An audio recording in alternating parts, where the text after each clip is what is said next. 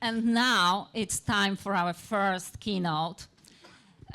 The one and only, the legend of CNCF and Cloud Native, one of the very first CNCF ambassadors and OpenSearch evangelists, Dotan Horovits. Woo! Hey everyone. Oh, that's loud. Okay. Exciting to be here. Can we put the slide deck on? Slide deck, AV team. Yep. Okay.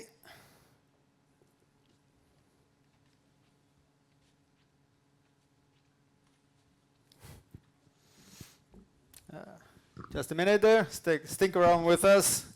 Should be having. Okay. Now we're ready to rock and roll and talk about observability.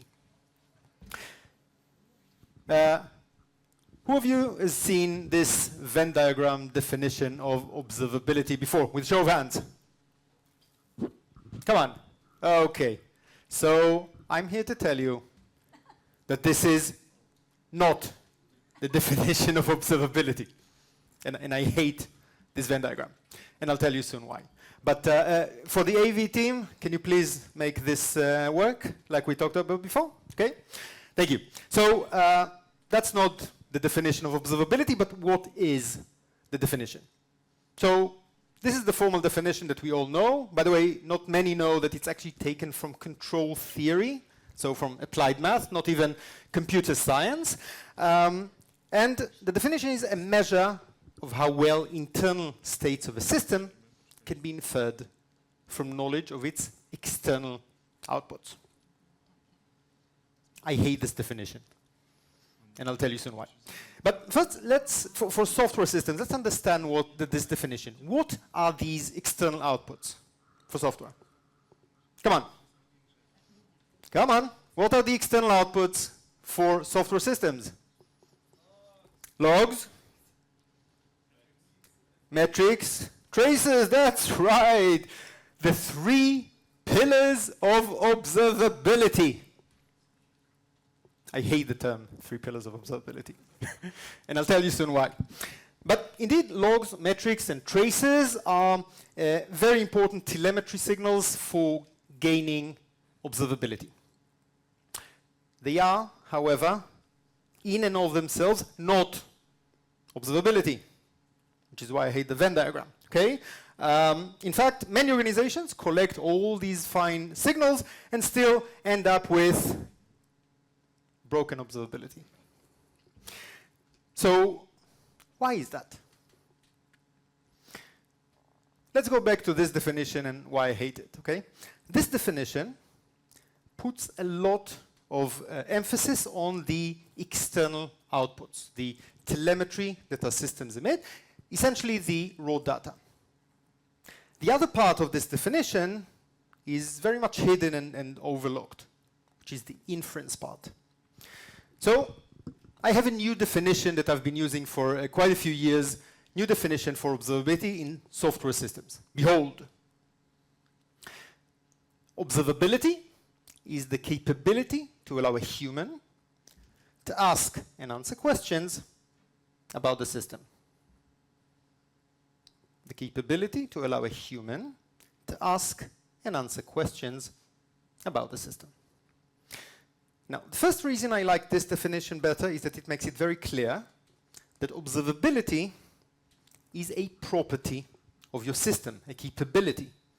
It's not something that you bolt on in the aftermath, it's something that should be part of your system design from day one, first level citizen. Okay? And the second reason I like this definition better is that it makes it very clear that observability is about data analytics. Okay? The more questions we can ask and answer about our system, the more observability is.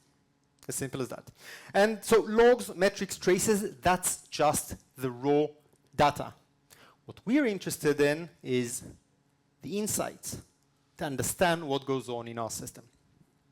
And also it calls for a different mindset. It's not the reactive maintenance and monitoring mindset, but rather thinking like data analysts, proactively querying to understand what goes on in our system, asking ad hoc questions, questions that arise as we investigate incidents, things that we haven't planned around in the beginning, okay? This is the data analytics paradigm shift in observability.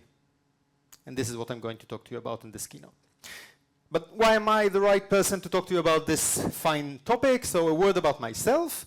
My name is Dotan Horovits. I even put the Polish spelling of my surname, some ancestry here. I'm a CNCF ambassador, as it was mentioned, so really, really excited to be part of the first Kubernetes Community Days here in Poland. And thank you very much for inviting me. And a big round of applause for the organizers. Come on. Yeah, they've done an amazing job. And of course, excited to meet the local cloud native community. I'm also, my day job, I'm an open source developer advocate at AWS open source team with primary focus on open observability. I also have a podcast called Open Observability Talks in English, already 6th year, if you're interested into these. And I'm also an ambassador for the OpenSearch open source project, Linux Foundation project in search, analytics, and observability. So you get the theme. The intersection of observability and analytics is a passion area of mine. So what is observability really about with this data analytics paradigm that I'm offering? So I want to use the rest of this keynote to give you some points to take home with you. Observability is about collecting data of different sources, formats, and types.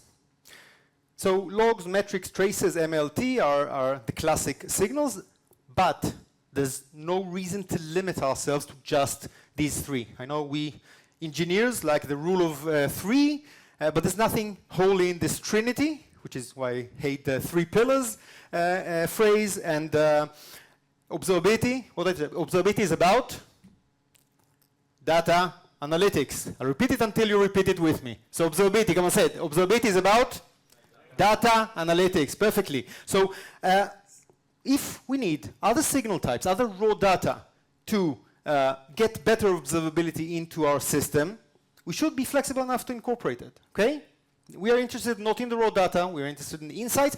I've been saying that for many years, but not just me. You can see Alolita Sharma from Apple saying already 4 years ago about MELT for signals, and then Yuri Shkuro from Meta, the creator of Jaeger, that talked about 6 signals, adding exceptions and profiles to the mix as well.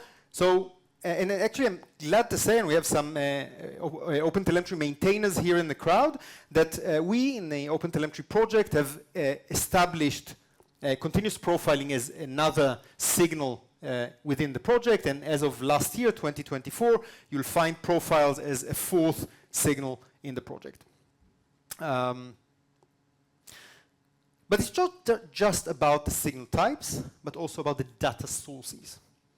Observability is about collecting and ingesting signals from many sources across the different tiers, frameworks, programming languages. It's not rare to find that you have, I don't know, front end in Node.js, and then a back end in Java, and then a Kafka, and I don't know, a Redis cache, and MySQL or Postgres, and maybe some cloud services in the mix. Pretty common, right?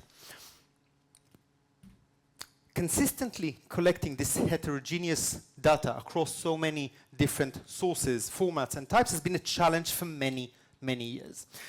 Because each tool and each language and each framework has its own way of instrumenting and exposing and collecting telemetry. And all of that is not just an operational headache and not just a vendor lock-in, but the biggest pain is what? Data silos. Okay? Data silos. It makes it very difficult to correlate between the signals and ask cross-cutting questions, which is what we want to do in observability, right? Observability is about data analytics. Data analytics, exactly. And that's what OpenTelemetry comes to solve. So OpenTelemetry is a major game changer. We'll hear a few talks about OpenTelemetry even in this conference. It's an open source framework for generating and collecting telemetry data uniformly across the different signals, across different formats and types, in a vendor-agnostic manner.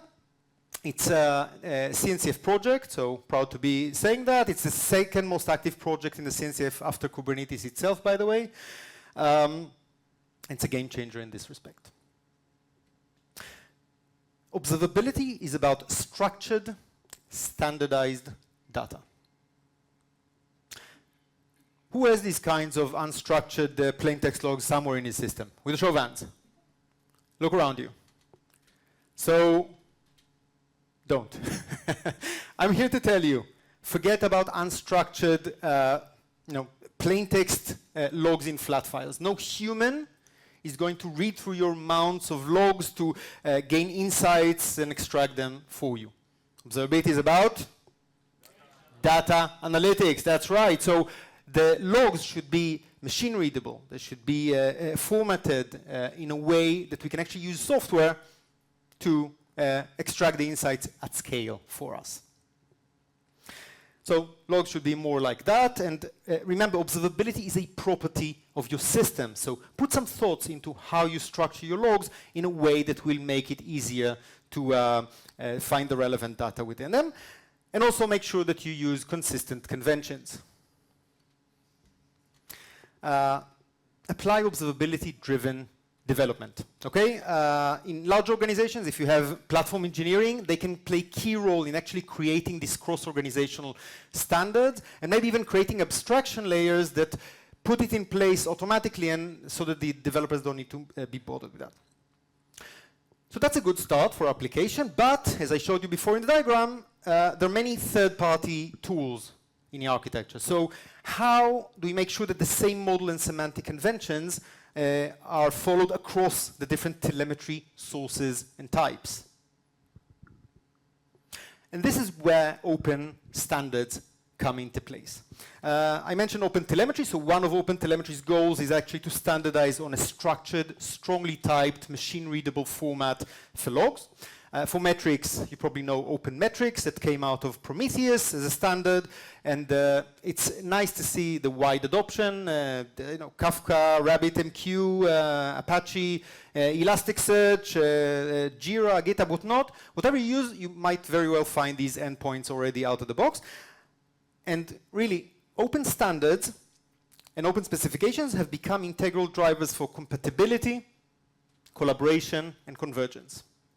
I call it the 3 C's of open standards. You can scan the QR code to read more about these works. Observability is about enriching and correlating data. Like any data analytics, data enrichment is a critical step. And adding metadata, such as in this example, the user ID or the build number, can greatly help you map the log into the root cause. Think about what happens if it's a customer-specific issue or a broken build, okay?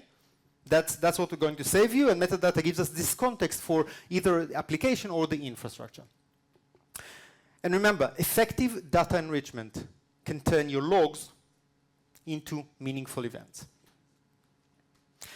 And data enrichment is not just limited for logs, also for metrics. I gave the example from Prometheus Service Discovery, that all the information that it gathers about your Kubernetes setup, in this example, the node information, and puts it, OpenTelemetry as a similar thing. And also, data enrichment can support correlation between the signals. Okay, best practice, many already I think are familiar, is to put the trace ID in your logs to enable log trace correlation. Better yet, how about you emit your logs as your trace data, as part of your spans? So that you don't need to emit 2 different signals. And secondly, your logs will be immediately contextualized to that specific span in the trace, to that specific operation invocation in that transaction. Another best practice is to add exemplars to metrics to support metric log correlation, metric trace correlation. So metadata for the rescue. Observability is about unified query and visualization. So far we talked about data analytics paradigm shift, and of course it requires the ability to query our data, our observability signals across the different sources to draw the relationships. However, the market today is very much fragmented. We have Lucene and PromQL and LogQL and InfluxQL and, of course, vendor-specific NRQL and DQL and whatnot. And all of that fragmentation is a problem for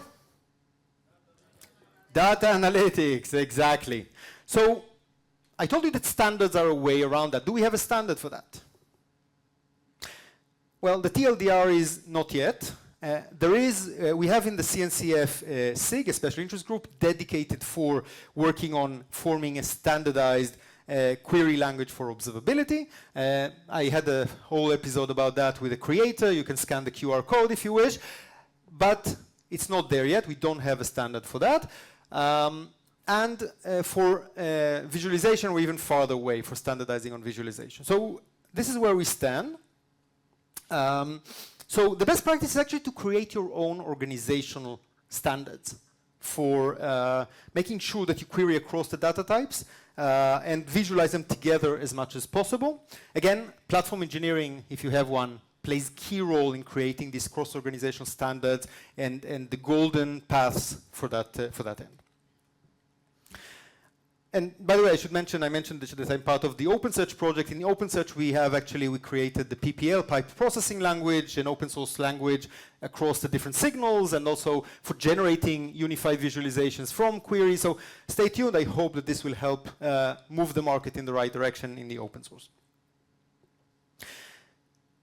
Observability is about data volume and data to noise ratio. Like in any big data analytics, we quickly find that your data explodes, becomes hard to scale out, and very importantly, you realize quickly that most of that data is actually noise. And let's be honest, people keep so much junk that you wouldn't believe it. Okay, so again, apply observability-driven development. What does it mean? For logs that are low quality, don't keep them, please. You're afraid to delete them, put them in some S3 bucket or whatnot, at least don't pay for them. And the logs that you do need, think how long you need them for. You investigate your incidents a few hours after the incident, a few days, maybe, definitely not a few weeks. Think about the retention period. And if you do, even if they are useful, but you realize that you use them just as metrics, like this example, Kibana view for HTTP codes, why not take the logs and roll them up into time series metrics and drop the raw logs? So think about what you do with your logs, also about metrics, okay? Metrics that you don't use. You won't believe how many people have metrics that they never use in queries or visualizations or whatnot. Don't keep them. And also labels. Don't put labels that you don't need. Labels that exponentially augment. So be mindful, and also not wide range labels like user ID, not a good choice for labels. Think observability-driven development. Observability is about AI. So everything is about AI these days, right? But seriously, we said that observability is about data analytics. So AI is only a natural fit, right? So let's think about that. I gave you the definition. Observability is the capability to ask and answer questions. Maybe you can ask and answer questions in natural language, okay? Especially for newbies that are not fluent with the query language, PPL or PromQL or whatnot. Very easy to start with natural language. And maybe we can even get the AI to summarize the response and give us the gist of the response in natural language. That'd be cool, right? Another example, instead of setting static alerting thresholds, how about we train a model to learn what's the normal patterns and then alert us on really anomalous behavior, like real dynamic alerting. We all suffer from alert fatigue. Who doesn't suffer from alert fatigue? No one. So that's a thing. That could be a help. So that's just examples of where AI can help us. A lot of focus also on the OpenSearch project. This is an example, but lots of tools and vendors and open source projects are working towards that exciting new realm. So let's summarize what we've seen.